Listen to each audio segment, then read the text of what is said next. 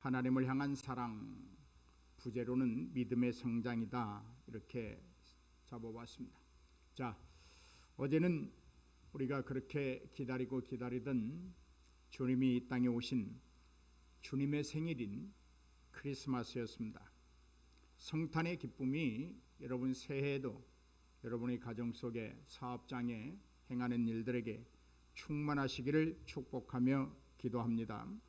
오늘은 성탄절 후 우리가 맞는 주현절 첫째 주일입니다. 우리는 11월 마지막 주부터 대림절을 맞아서 매주 묵상하는 말씀을 나누었습니다.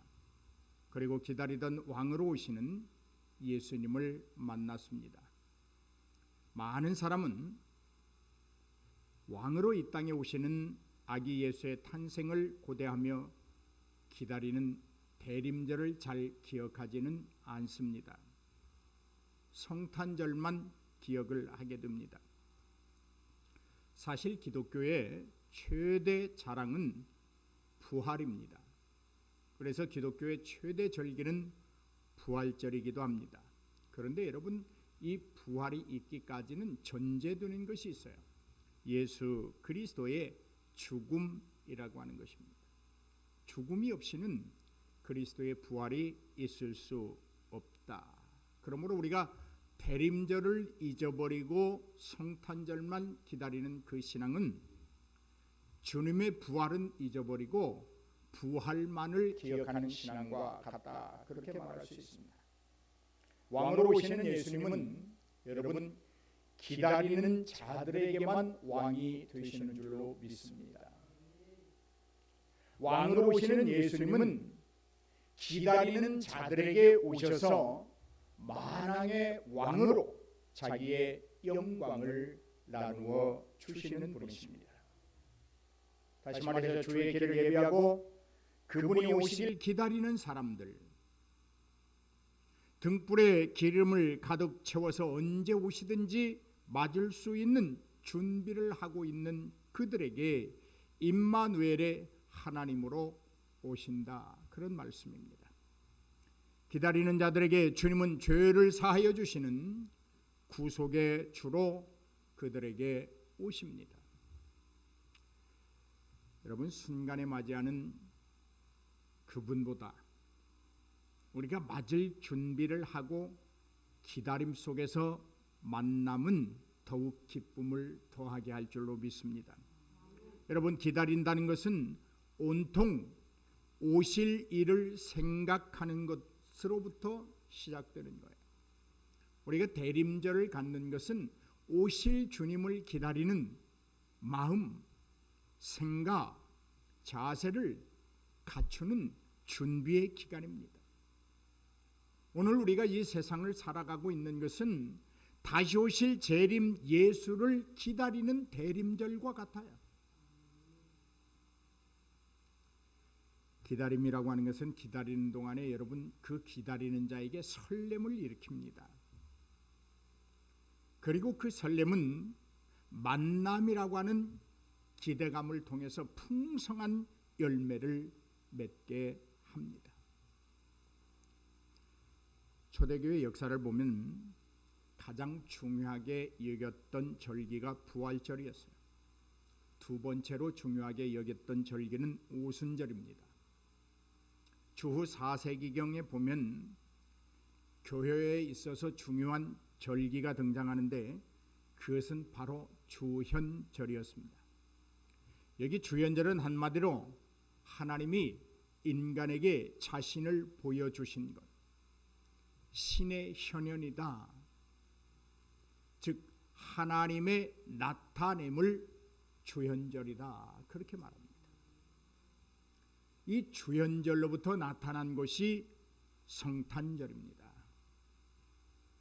성탄절이 나오게 된 배경에는 기독론에 대한 이단 논쟁들이 많이 있었고, 그로 인하여 교회는 예수 그리스도의 신성과 인성에 대한 변증 혹은 신앙 고백을 확실하게 매듭지어야 할 필요성이 있었어요.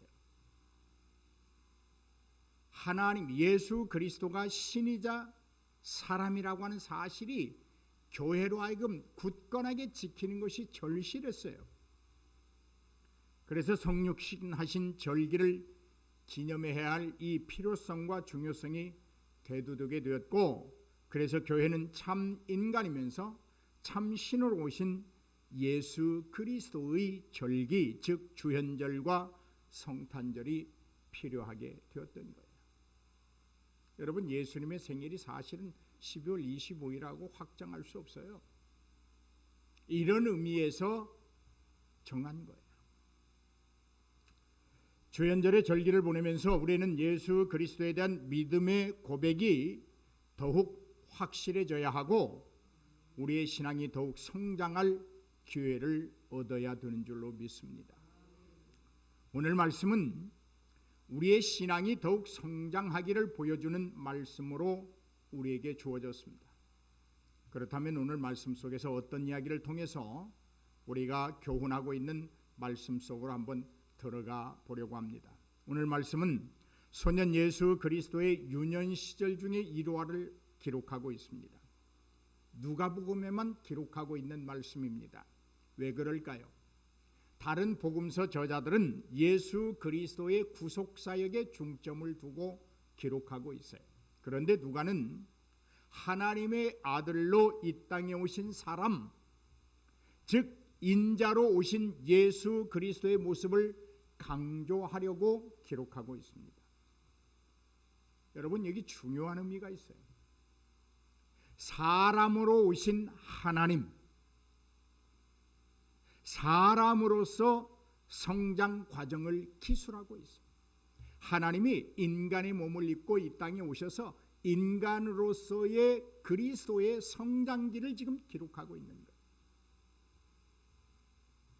여러분, 어떻게 하나님이 우리의 그 인생의 질고를 다 아시고 우리와 함께 하시고 우리를 도우실까요? 물론 하나님은 전지전능하신 분이기 때문에 우리를 처음부터 피조하신 창조주이시기 때문에 다 아실 수 있어요. 그러나 근본적으로 세부적으로 생각하면 인간으로 오셔서 그가 인간의 삶의 성숙기, 성장 과정을 겪었기 때문에 너무나도 잘 알고 계시는 거예요. 실제적으로 당신이 체험해 봤기 때문에 잘 알고 있는 거예요. 오늘 말씀은 이렇게 시작하고 있습니다. 그의 부모가 해마다 6월절이 되면 예루살렘으로 갔다. 예수님의 나이가 12살 되던 해입니다. 그러니까 예수님의 어린 탄생은 기록되어 있는데 우리 아이를 딱 낳으면 몇 살이에요? 1살? 나면 1살입니까? 우리 나이는 참 잘못된 거예요. 나면서부터 이제 나이를 쳐야 되는데 어머니 뱃속에 있던 것도 나이로 치니까. 자, 여하튼 그러면 1살 이후로부터 11살까지는 기록이 없어요. 예수님의 나이가 12살 되던 해에 유대교 전통에 따라서 관례대로 6월절을 맞아 예루살렘의 교회로 다 이스라엘의 온 땅에서 다 모여듭니다. 어떤 사람들은 마을 단위로 모여서 오고 어떤 사람들은 자기의 혈통이 함께 모여서 오기도 하고 여러 가지 모양으로 다 모여듭니다. 그리고 그 6월절 약 7일간 절기를 지킵니다. 이때 경제적으로 좀 여유가 있는 사람들은 이 7일간의 절기를 다 지키고 좀 경제적으로 여유가 없는 사람들은 하루나 이틀 정도를 절기를 지키고 집으로 각자 돌아갑니다. 돌아갈 때도 이제 나누어지는 거예요. 부족끼리 간다든지 마을 사람들끼리 모여서 간다든지 혈통끼리 모여서 간다든지 이렇게 가요. 그런데 이 요셉과 마리아는 결코 경제적으로 여유 있던 사람들이 아닙니다. 여러분, 예수님 당시의 목수의 가정 별로 그렇게 좋은 직업도 아니고요. 수입도 그렇게 넉넉한 직업도 아니에요. 아마 예수님이 태어날 때에 여관에 머리 둘 방이 없었다라고 표현하지만 그 이면에는 요셉이 좋은 방을 잡아서 마리아로 하여금 순산할 수 있도록 만들 경제적인 여유가 없었어요. 그런데 놀라운 것은 오늘 성경 본문에 요셉과 마리아가 경제적인 여유는 없지만 그 행사를, 그 절기를 다 마치고 집으로 돌아갔다, 그렇게 표현하고 있습니다. 사랑하는 여러분, 하나님의 말씀에 순종한다고 하는 것은 각자의 사람이 가지고 있는 경제적인 형편과는 전혀 무관한 것입니다. 하나님의 말씀에 순종하고 순종하지 못하는 것은 경제적인 이유도 아닙니다. 많이 배움과 적음이 문제가 아닙니다. 권력의 높음과 낮음의 문제도 아니에요. 그 사람이 가진 신앙의 문제입니다. 그러므로 오늘 우리는 이 말씀을 통해서 형편을 탓하고 환경을 탓하고 그 이유만으로 순종을 거부해서는 안 될 줄로 믿습니다. 왜냐하면 순종의 여건에는 믿음만이 존재할 뿐 다른 것들은 다 부수적인 거예요. 믿음으로 경제적인 여유 없는 상황을 이겨내고 순종할 수 있는 거예요. 가진 것 없지만, 누리는 것 없지만, 손에 잡힌 것 없지만 믿음으로 순종할 수 있는 거예요.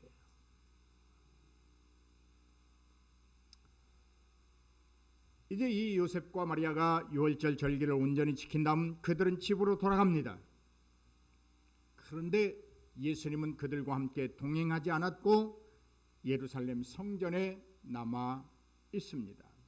이 사실을 알지 못한 요셉과 마리아는 당연히 예수님이 고향으로 내려가는 행렬 중에 있으리라 생각했습니다.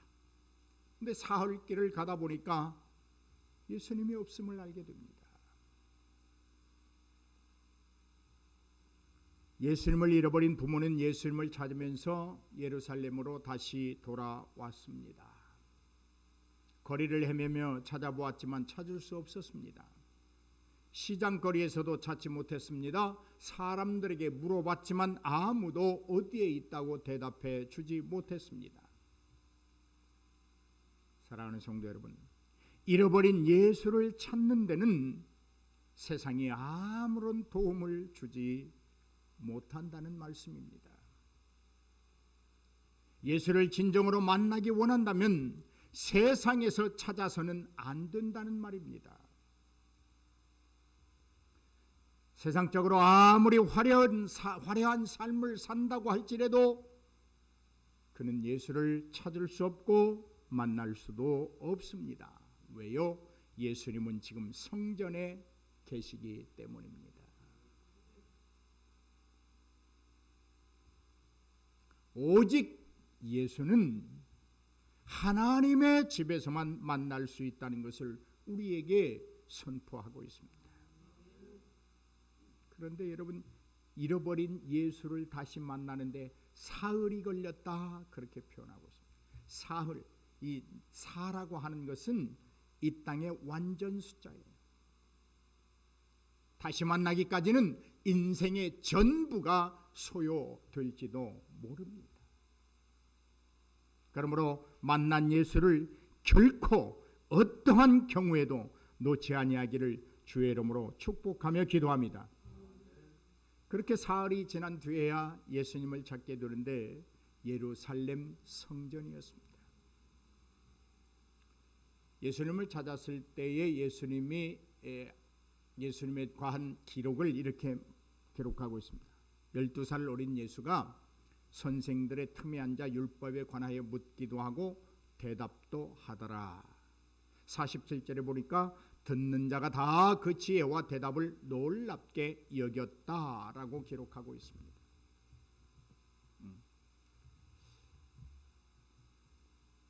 아이를 잃어버리고 깜짝 놀란 마리아가 예수를 만난 후에 그 만남의 기쁨을 이렇게 표현합니다. 아이야, 어찌하여 우리에게 이렇게 하였느냐? 보라, 네 아버지와 내가 근심하여 너를 찾았어. 그런데 네가 여기 있구나 라고 기쁨을 표현합니다. 이에 대해 12살 예수는 어머니에게 이렇게 말합니다. 어찌하여 나를 찾으셨습니까? 내가 내 아버지 집에 있어야 될 줄을 알지 못하셨습니까? 그래서 시장거리에서 찾고, 그래서 길거리에서 찾고, 그래서 사람들에게 물으셨습니다. 물으셨습니까? 그래서 사흘이나 걸렸습니까? 이런 말이에요. 내가 내 아버지 집에 있어야 된다는 것 몰랐습니까? 예수가 성전에 있다는 것을 모르십니까? 하나님을 만나려면 성전에 와야 된다고 하는 것을 모르십니까? 그런 말이에요.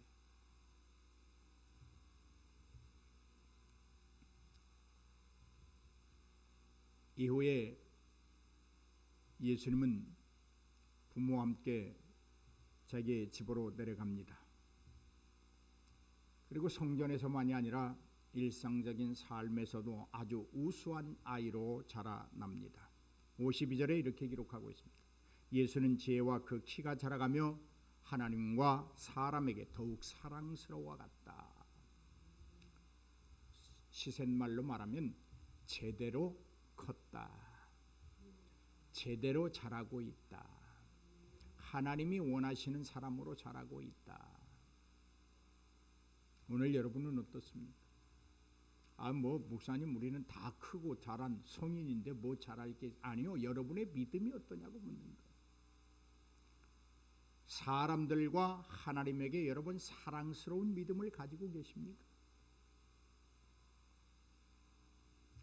이와 같은 말씀이 구약에도 있습니다. 어린 사무엘에게 임한 하나님의 은혜의 말씀입니다.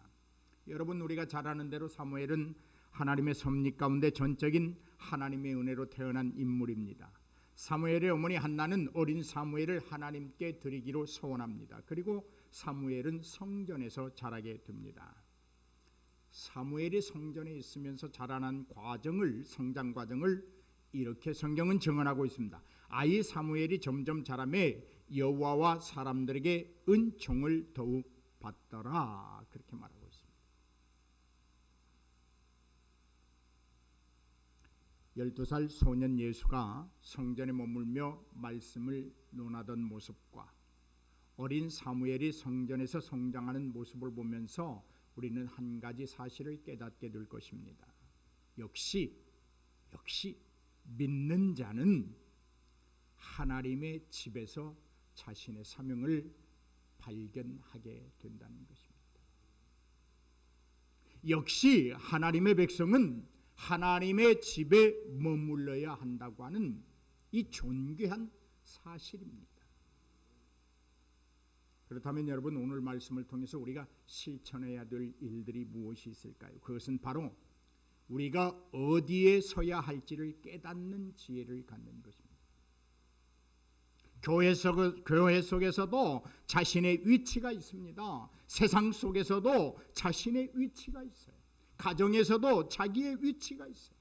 내가 지금 어디에 어떻게 서 있어야 하는 것을 깨닫는 것이 성탄 후 우리에게 보여주시는 예수님의 첫 번째 모습이에요.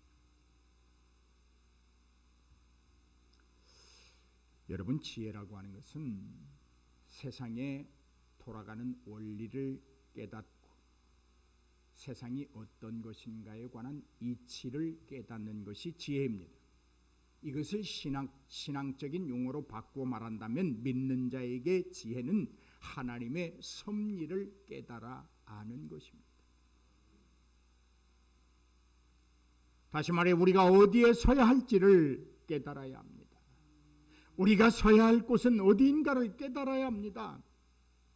나를 불러주신 하나님의 은혜에 응답하기 위해선 우리는 분명 하나님의 말씀이 있는 곳에 서야 합니다. 하나님의 사랑이 실천되도록 해야 됩니다. 이런 거예요. 하나님과 사람들에게 더욱 사랑스러움을 받았다. 아기 12살 예수의 모습. 어린 사무엘의 모습은 사람들과 하나님께 더욱 은혜를 받더라. 뭐예요? 예수의 그 성장 모습을 보고 예수를 싫어할 사람이 없었다 그런. 사무엘의 성장 모습을 보고 사무엘을 싫어할 사람이 없었다 그런 말입니다. 오늘 여러분은 어떻습니까? 모든 사람이 여러분 다 인정하십니까?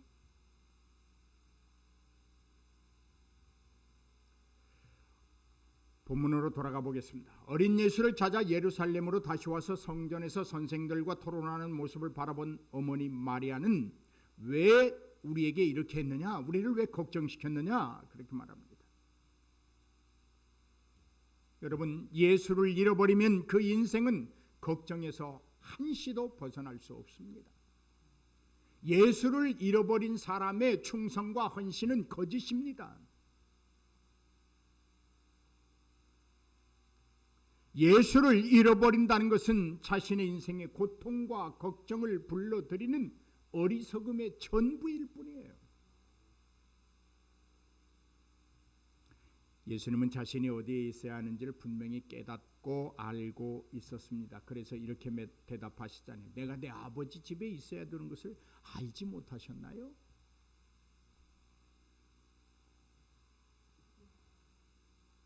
어느 날 어떤 사람이 우리에게 이렇게 물을 수 있어요. 어찌 당신 그렇게 바보처럼 사십니까? 모든 것을 양보하며 사십니까? 그렇게 손해만 보고 사십니까? 아무리 예수를 믿는다지만 그렇게 살 수 있습니까? 라고 말한다면 우리가 이렇게 말할 수 있어요. 내가 하나님 때문에 하나님의 집에 사는 사람으로서 나는 그렇게 할 수밖에 없는 것을 모르십니까? 이렇게 말할 수 있어요.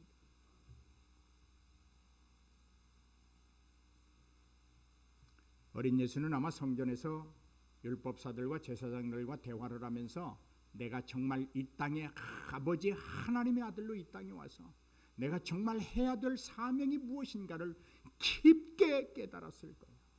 오늘 저와 여러분에게 이런 깊은 깨달음의 은총이 있기를 주의 이름으로 축복합니다. 믿는 자신이 어디에 있어야 하는지를 알았을 거예요. 성도는 세상이 아니라 하나님의 집에서 즐거워하고 하나님의 주권 아래에서 하나님의 통치를 받아야 한다는 것을 알아야 합니다. 더 이상 여러분의 마음을 미움이 지배하지 않도록 하십시오. 더 이상 여러분의 영혼에 여러분의 욕심과 정욕이 장악하지 않도록 하십시오. 오직 하나님의 통치를 받아야 합니다. 하나님의 주권 아래 있어야 합니다. 하나님의 나라를 이 땅에 실현하기 위해서 우리는 이 세상을 살되 천국의 삶을 실천하면서 살아야 한다는 말씀입니다. 제가 여러분에게 묻고 싶습니다. 아니, 제 자신에게 묻고 싶습니다. 여러분의 마음은 어디에 있습니까? 여러분의 생각은 어떻습니까? 여러분의 삶은 천국의 삶을 살고 천국의 삶을 만들어 가고 있습니까? 성전은 하나님의 임재가 임하는 곳입니다. 하나님의 말씀이 있는 곳입니다. 어린 사무엘은 하나님께 드려져 성소에서 자랐습니다. 성소에서 자신이 맡은 역할에 충실하게 자랐습니다. 비록 말씀이 희귀한 시대였지만 점차 그의 귀에는 하나님의 말씀이 들려지기 시작했습니다. 어린 소년 예수는 어머니를 통해서 하나님께 드려졌습니다. 누가복음 2장 22절과 23절을 보면 이렇게 기록하고 있습니다. 모세의 법대로 정결회식의 날이 참에 아기를 데리고 예루살렘에 올라가니 이는 주의 율법에 쓴 바 첫 해에 처음 난 남자마다 주의 거룩한 자라 하리라 한 대로 아기를 주께 드렸다.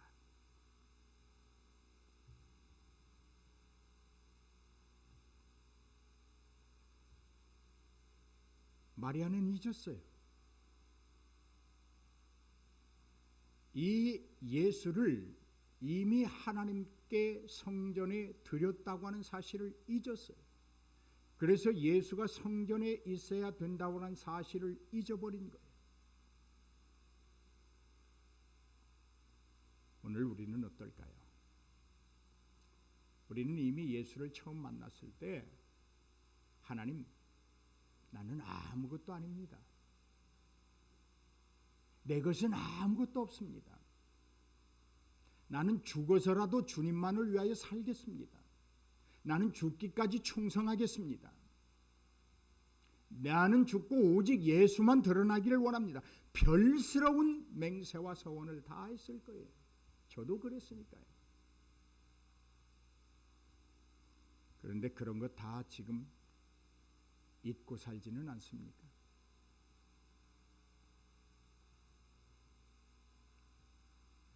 아기 예수를 하나님께 드린 사실을 잃어버린 마리아는 예수가 없는 것에 대하여 걱정했어요. 아하, 내가 참 하나님께 아이를 드렸지 그랬으면 사흘길 동안 찾아 헤매지 않아요. 곧바로 예루살렘에 가면 되는 거예요. 여러분이 지금 어디에 있어야 하는지를 아십니까?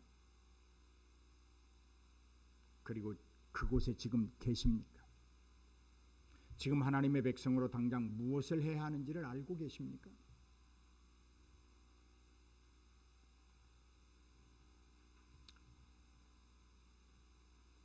내가 어디에 서야 하는 줄 분명하게 아는 지혜는 그 삶에 대한 분명한 정체성을 가지는 것입니다. 하나님 앞에 나의 삶을 드린다는 것은 곧 하나님 말씀 가운데 거하는 삶을 살겠다는 결단입니다. 시편 기자는 이렇게 말합니다. 주의 말씀은 내 발의 등이요 내 길의 빛이니이다. 그렇게 고백하고 있습니다. 말씀의 지배를 받으며 살아갈 때 우리의 신앙은 성장하게 될 것입니다. 하나님의 사랑을 더 많이 누리게 될 것입니다. 자신을 하나님께 드림은 신앙의 성숙이자 하나님을 향한 사랑의 표현입니다. 여러분, 똑같은 삶을 살아가는 것 같지만 우리가 어디에 서야 아는지를 아느냐 모르느냐에 따라 그 삶의 질은 달라지게 돼 있습니다. 자기가 서야 하는 자리를 아는 사람, 자기가 지금 이 자리에서 무엇을 어떻게 해야 되는지를 아는 사람의 삶의 질은 높은 거예요. 존귀가 있는 거예요. 영광을 누리게 되는 거예요. 존대함을 받게 되는 거예요. 사랑과 하나님께 더욱더 사랑을 받게 되는 거예요.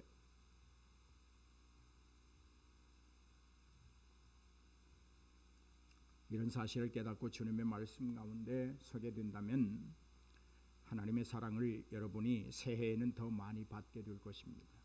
넘치는 하나님의 사랑 가운데 자란 신앙은 건강한 자아를 형성하게 합니다. 여러분, 참 재미있는 건 믿음 생활을 오래 했음에도 불구하고 신앙인으로서의 자기 정체성을 갖추지 못한 사람들이 너무나도 많아요.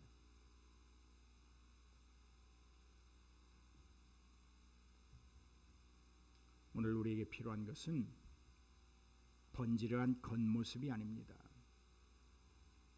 말 잘하는 언어의 유희도 아닙니다. 오늘 우리에게 정말 하나님이 본문 말씀을 통해서 우리에게 보여주는 것은 사람에게도 사랑을 받고 하나님께도 사랑을 받으라는 거예요. 사람에게도 은혜를 입히고 하나님께 은혜 받으라는 거예요. 신앙의 성장입니다. 성경은 그렇게 말합니다. 우리가 어디까지 자라나야 됩니까? 뭐냐? 너희가 자라나기를 원한다면 예수 그리스도의 그 능력까지 너희가 성장해야 된다. 그렇게 말씀하고 있습니다.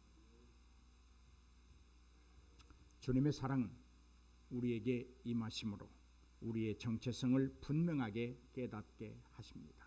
여러분, 신앙생활이라고 하는 것은 내가 책임지고 감당해야 할 일들이 있음을 인식하고 그 일들로부터 도망치지 않는 겁니다.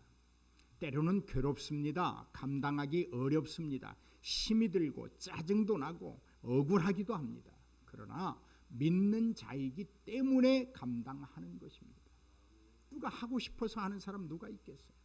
그러나 우리는 다릅니다. 하나님의 사랑을 입은 자로서 하나님의 사랑 때문에, 하나님의 영광 때문에, 교회의 평안 때문에 우리가 억지로라도 그 일을 감당하는 것입니다.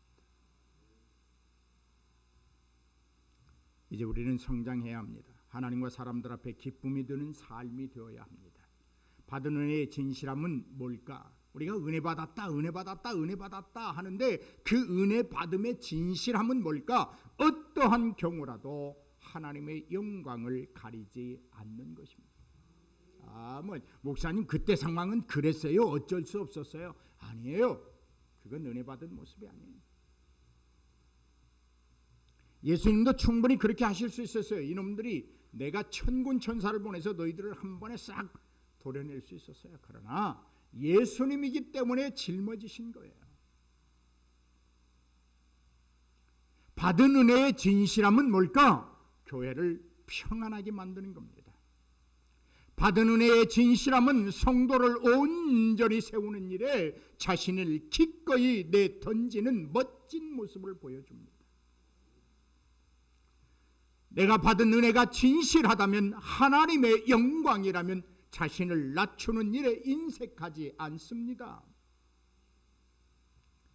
내가 오늘 은혜 받았다고 말할 수 있다면 억지로 꾸며내는 겸손이 아니라 기쁨으로 순종하는 겸손을 보여줍니다.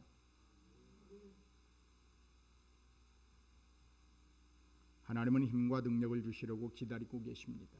하나님 안에서 얼마든지 온전히 기뻐할 수 있습니다. 여러분이 있어야 할 자리를 지키십시오. 거기에 하나님은 사랑을 더하시고 복을 더해 주십니다.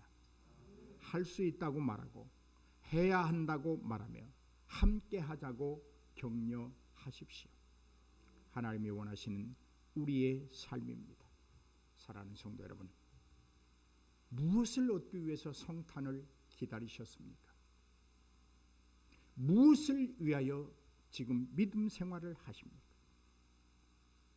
신앙 안에서 내일이라고 하는 기다림은 무엇 때문에 가지고 계십니까? 2021년 남은 며칠 동안에 이 질문에 여러분이 순수한 은혜로 대답할 수 있기를 바라며 주님의 이름으로 축복하며 기도합니다. 할렐루야. 우리 찬송 96장 부르시겠습니다.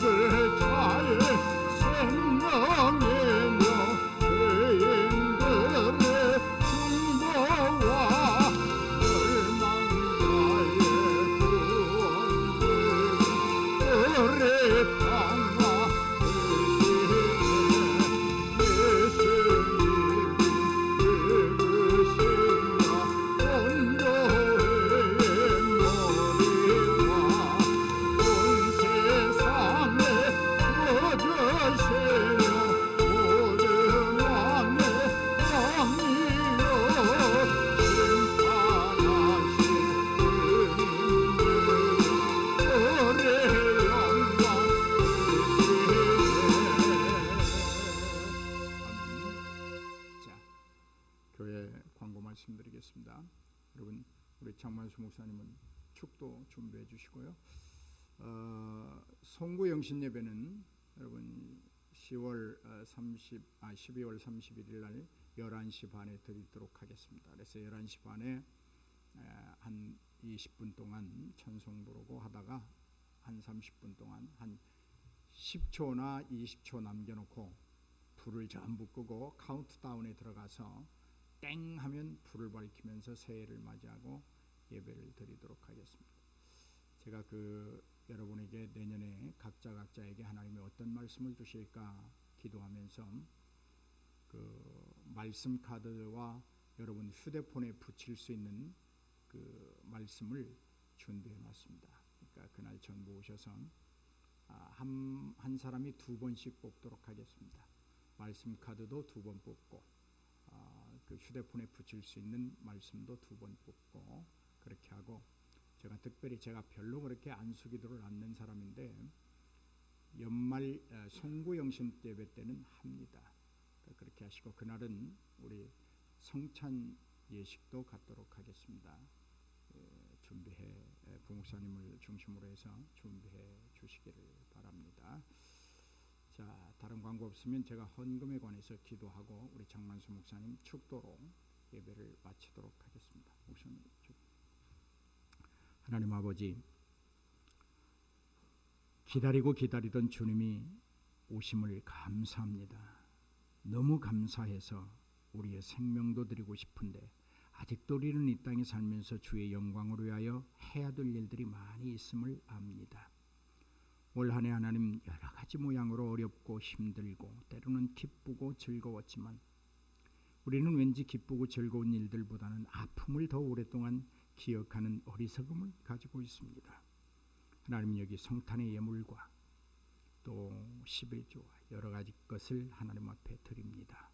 하나님 받으시고 만배로 채워주옵소서. 복을 주시옵소서. 복 중에 복인 변함없는 믿음의 복을 충만케 하여 주옵소서. 오직 예수만이 나의 전부가 되어지는 복을 누리게 하여 주옵소서. 또한 말씀을 따라 내가 있어야 할 자리, 내가 지켜야 할 것들, 내가 감당해야 될 사명들이 무엇인가를 깨닫고 순종하는 복을 누리게 하여 주옵소서. 예수님의 이름으로 기도하옵나이다. 아멘. 이제 정 목사님 나오셔서 축도로 예배를 마치겠습니다.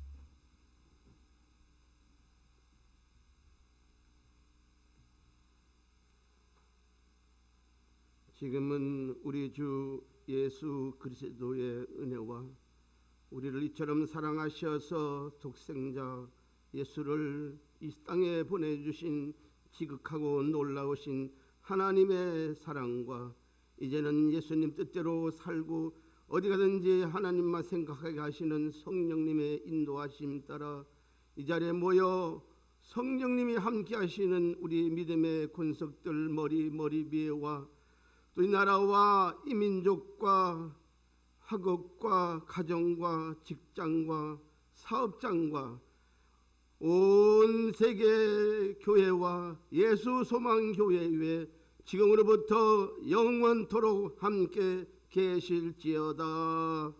아멘.